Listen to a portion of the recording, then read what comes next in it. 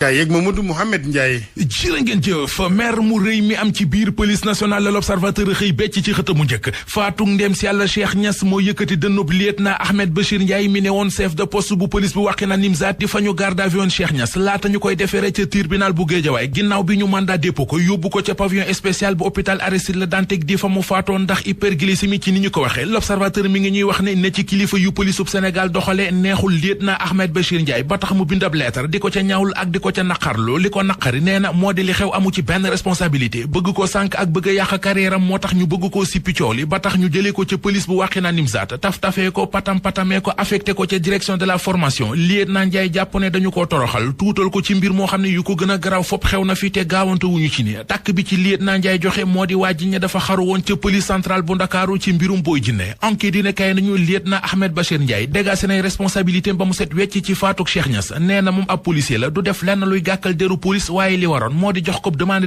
d'explication laata ñu koy woo ca kanamu conseil d'enquête bay jël dogalub di ko affecté lieutenant Ndiaye ne sama famille yëpp a ngi ci dansé ci mbir mu leen concerné wul mbir mu yéeme ma xewoon ci Hann Bel-Air keroog samedi journal Le Quotidien xëy na ko mu di taaxum ñaari étage mu daanu ba juróom-benni doomu yaadama faatu ci ñu bëri jële cee gaañu-gaañu journal La Tribune xëy moom i di dëggal xibaar bi ba dolli ñu ci ne bu weesoo taax moomee daanu ca Hann Bel-Air am na it beneen dal bu daanu ca Géejawaay ñu romb Géejawaay dem Pikine waxtaane wàllu politique Vox Populi mi ngi ñuy xamal ne ñi bokk ci coalition Benno Bokk Yaakaar ci Pikine tànn nañu maire bu Pikine di Abdoulaye Timbo samp ko def ko seen candidat ca mairie bu ville bu Pikine ci élection locale yi 2022 yi yéenekaay bi nañu ci conférence de presse bu conférence des leaders coordination départementale Benno Bokk Yaakaar doon def keroog samedi fa la ñu jëlee dogalub samp Abdoulaye Timbo ngir mu jiitewaat mairie bu Pikine ci jamono jooju Source A mi ngi ñuy xibaar ne honorable député Aniya Mbeng moom it aw ñoñam tànn nañu ko investir ko def ko candidat ca mairie bu Daara Jolof Rewmi Quotidien nañu du foofee rekk le politique beeg investiture yu jaxe ne ca diwaanu Kees it fukki commune ak juróom ya fa nekk ña fay jàppal tànk yi Idrissa Seck di waa parti Rewmi ñoom ñëpp Yankhoba Diattara la ñu jox bopp ci assemblée générale bu ñu doon def keroog samedi fa la mbooleem coordination yu parti Rewmi ca diwaanu Kees ànd juboo ci jël Yankhoba Diattara jiital ko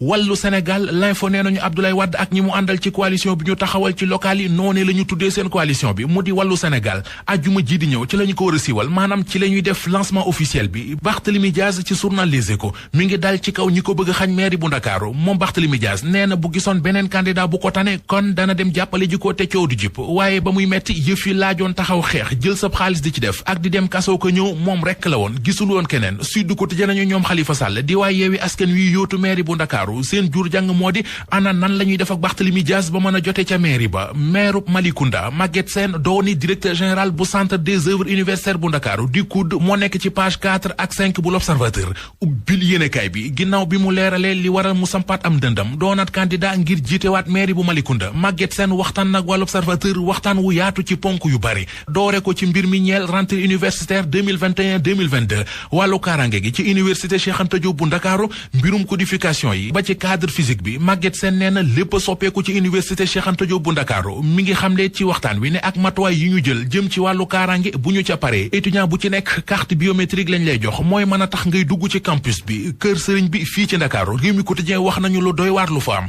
ñeenti nit lañu fa teg loxo journal bi nañu liñ leen di toppee ba tax ñu jàpp leen mooy dañuy jaay ay médicaments yu ñuy yàqi ëmb